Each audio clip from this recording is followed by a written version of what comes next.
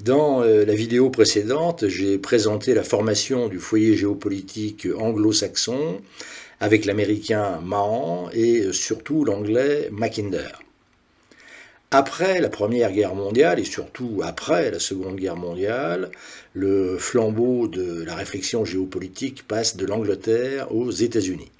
C'est tout à fait logique. La première puissance mondiale s'efforce de théoriser sa relation avec le monde.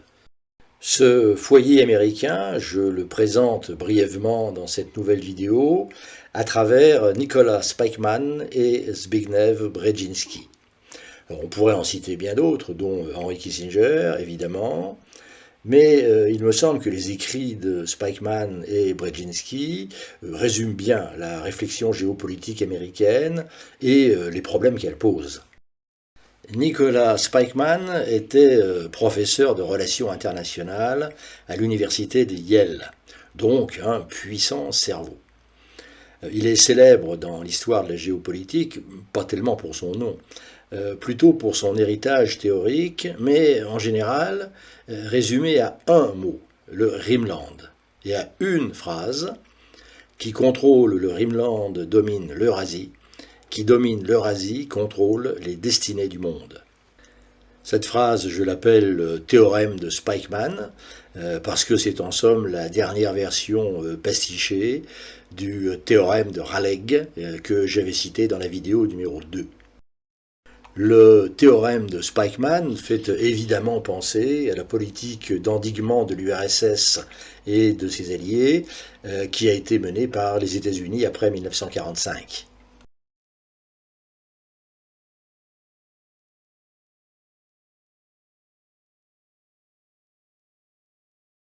Et on est tenté d'attribuer à Spykman la paternité intellectuelle du containment, paternité posthume puisque Spykman est mort en 1943. En fait, la réflexion de Spykman est beaucoup plus riche et complexe, et on ne lui rend pas vraiment hommage en faisant seulement l'inspirateur de la guerre froide. Olivier Zajac restitue la véritable dimension du personnage dans une remarquable biographie qui est parue en 2016. Je renvoie à cet ouvrage et je me contenterai de souligner 3 points. Première remarque, Spykman est un Américain de fraîche date. Il est d'origine hollandaise. En néerlandais, son nom se prononce Spekman, mais aux États-Unis, tout le monde dit Spykman. Il est naturalisé américain seulement en 1928, à l'âge de 35 ans, et ce n'est pas un détail. Dans ses jeunes années, il a travaillé pour la diplomatie hollandaise, en Égypte, et surtout aux Indes néerlandaises, l'actuelle Indonésie. C'est donc un homme ouvert à toutes les cultures et convaincu que la diversité culturelle du monde va se maintenir. Il vaut la peine de citer quelques lignes d'un article qu'il écrit en 1926. Ce que l'Orient demande, ce n'est pas seulement l'indépendance politique, mais l'indépendance culturelle. Et il demande la seconde car elle est le seul moyen d'obtenir la première. Cela ne signifie pas que les leaders indigènes soient totalement opposés à l'intégralité de la culture occidentale. Ils sont parfaitement prêts à assimiler la science et la technique de l'Occident, mais en demeurant parfaitement sceptiques concernant ses valeurs. On peut donc dire que Spykman est hostile à toute forme d'hégémonie messianique. Non, le monde entier ne va pas adopter les valeurs de l'Amérique. Deuxième remarque, la conception géopolitique de Spykman s'inscrit dans la lignée de Mackinder. La puissance maritime, l'Angleterre ou les États-Unis, doit empêcher la domination de l'île-monde par une puissance hostile. Mais Spykman relativise, à juste titre, l'importance et les atouts que Mackinder accorde au Heartland, le cœur de l'île-monde. Le croissant intérieur de Mackinder, il le rebaptise Rhineland, la bordure. Et il inverse la proposition de Mackinder. Le problème n'est plus comment le Heartland pourrait dominer l'île-monde, mais comment le contrôle du Rhineland peut bloquer une tentative hégémonique venant du Heartland. D'où la fameuse phrase qui contrôle le Rimland domine l'Eurasie, qui domine l'Eurasie contrôle les destinées du monde. Mais de cette lutte, Spikeman ne fait pas un conflit entre le bien et le mal. En 1936, il intervient à une table ronde sur la neutralité américaine et il déclare « Je ne crois pas que l'on puisse diviser le monde en bons et en méchants. Et je ne crois pas que les méchants voudraient la guerre et vivraient à l'est de l'Atlantique, tandis que les bons voudraient la paix et vivraient à l'ouest du même océan. » Entre les deux guerres, Spikeman est partisan de la SDN, à laquelle les États-Unis ont refusé de participer. Mais comme il est sceptique sur l'efficacité d'une SDN mondiale, il propose des pactes de sécurité régionaux, une sorte de SDN régionalisé, mieux à même de prévenir les conflits avec les États directement concernés. Lorsque la guerre mondiale arrive, Spikeman est partisan, dès 1940, de l'entrée en guerre de l'Amérique. Les États-Unis ne peuvent accepter l'étranglement, dit-il, entre une hégémonie allemande à l'est et une hégémonie japonaise à l'ouest. Mais dans son livre de 1942, La stratégie américaine dans la politique mondiale, il plaide pour une paix reposant sur l'équilibre et non sur le triomphe de l'Amérique. Le journaliste John Chamberlain fait du livre le commentaire suivant. L'avantage le plus évident de ce livre est son rappel que les plans de paix à venir devront être fondés sur un modus vivendi, qui devra satisfaire les aspirations diverses des Russes, des Chinois et des Indiens, autant que celles des Anglo-Saxons. Tout cela entraîne la nécessité d'un nouveau système de Metternich à l'échelle du globe, avec un équilibre de puissance de niveau régional comme fondement. En somme, le projet de Spikeman n'est pas celui d'un bloc pro-américain s'opposant à une puissance hostile, mais plutôt celui d'organisations régionales défendant l'équilibre et la stabilité par leur interaction. Si sa pensée géopolitique devait inspirer quelque chose, ce serait moins le monde bipolaire de la guerre froide que le monde multipolaire qui essaie de se mettre en place aujourd'hui. Troisième remarque, Spikeman est passé à la postérité à travers un livre qu'il n'a pas écrit. Géographie de la paix paraît en 1944, un an après sa mort prématurée en 1943 à l'âge de 49 ans. Le livre est publié par ses collaborateurs de l'université de Yale, sur la base de ses dossiers évidemment, mais ils y ont aussi rajouté des choses. En particulier la fameuse phrase « qui domine le Rimland », etc. ne se trouve nulle part dans les notes de Spikeman. Donc on peut supposer qu'elle n'est pas de lui. Et oui, le théorème de Spikeman n'est probablement pas de Spikeman.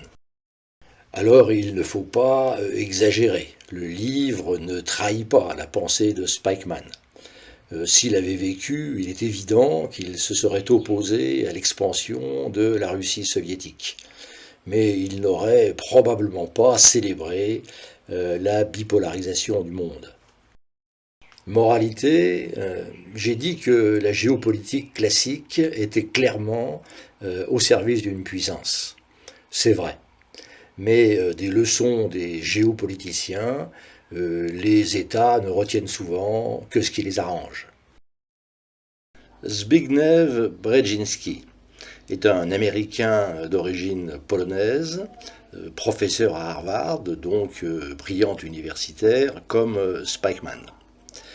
Mais il est plus impliqué dans l'action politique. Il a été conseiller du président Carter, conseiller à la sécurité de 1977 à 1981. Donc ses analyses sont plus proches de la réalité de la diplomatie américaine, même s'il n'est pas toujours d'accord. Par exemple, il a manifesté une opposition résolue à la guerre en Irak en 2001, la guerre de George Bush fils. Brzezinski publie en 1997 un livre, Le Grand Échiquier, dont je ne peux que conseiller la lecture. C'est une excellente mise au point sur la vision géopolitique des États-Unis après la fin de la guerre froide.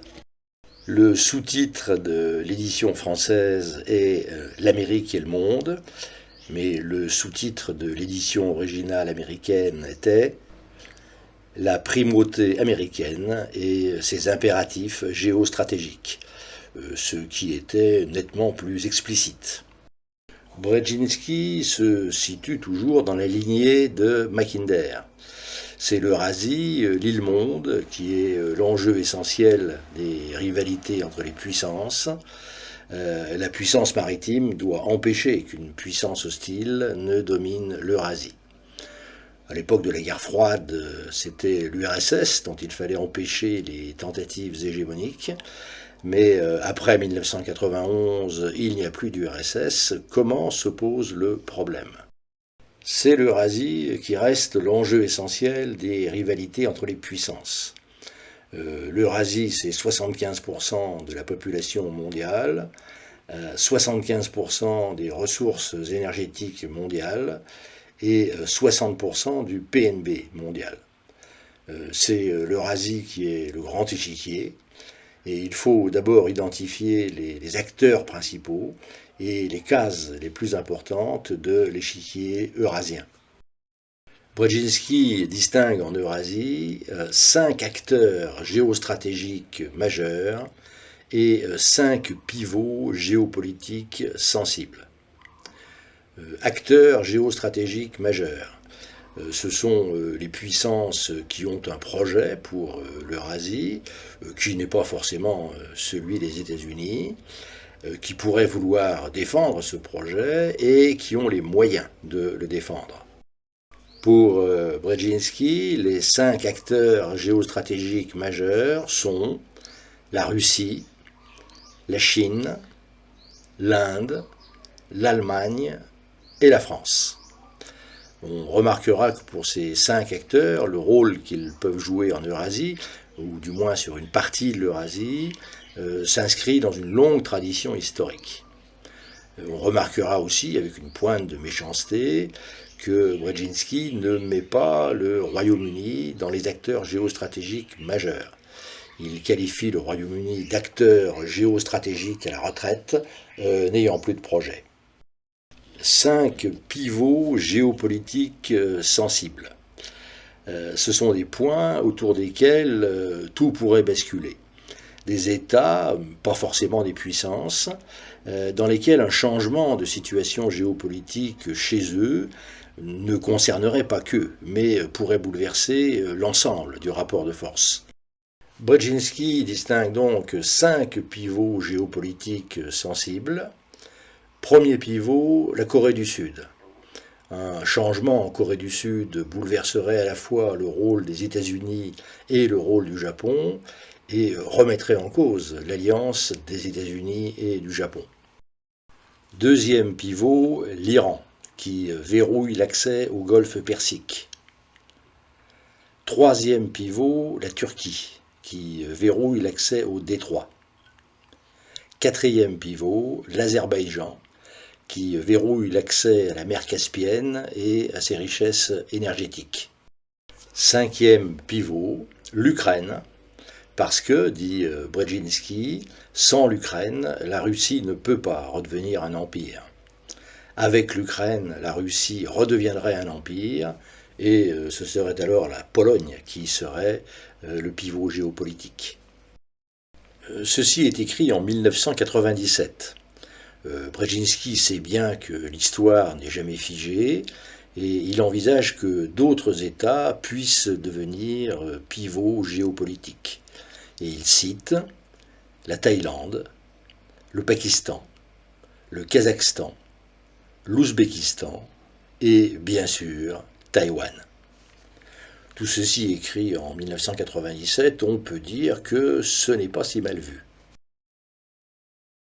Dans les 2 premiers chapitres de son livre, Brzezinski a présenté l'échiquier avec ses principaux acteurs et ses points sensibles.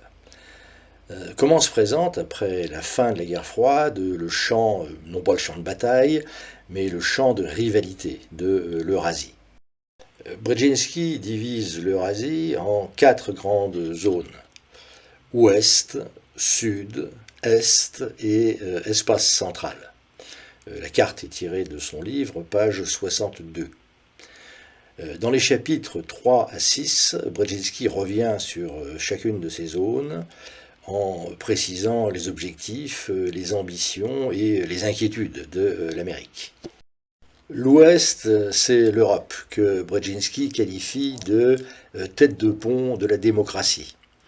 Le maintien de cette tête de pont est vital. Sans elle, l'Amérique n'a plus accès à l'Eurasie. Il faut donc renforcer la tête de pont. Brzezinski se prononce pour l'extension de l'Union européenne et de l'OTAN à l'ex-Europe de l'Est, ce qui s'est effectivement produit. Et à l'intérieur de l'Europe, il propose de s'appuyer sur le nouveau rapport de force qui a basculé en faveur de l'Allemagne et donc en défaveur de la France.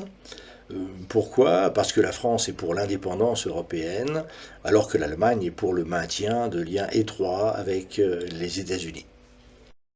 L'Est, c'est l'Asie orientale, partagée entre la présence américaine et des puissances qui ont bien l'intention de jouer un rôle autonome, la Chine et, aux marges, l'Inde.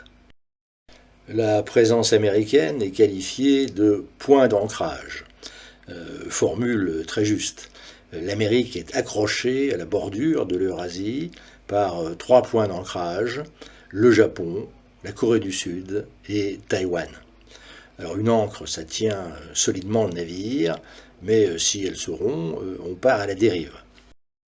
Les États-Unis ne peuvent lâcher ni l'ancre de Corée, ni l'ancre de Taïwan, sous peine de perdre toute crédibilité auprès du Japon, qui n'accepterait plus sa position de protectorat américain.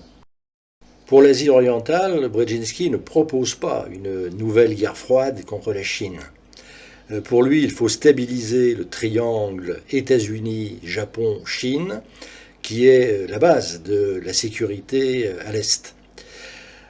Il faut le stabiliser en sécurisant le Japon, en lui assurant une protection sans faille, en favorisant le rôle mondial du Japon, mais comme acteur de la paix et du développement, une sorte de Canada asiatique, enfin en attirant la Chine dans la coopération internationale, sans se faire d'illusions sur le véritable objectif de la Chine, qui est d'écarter les États-Unis de l'Asie.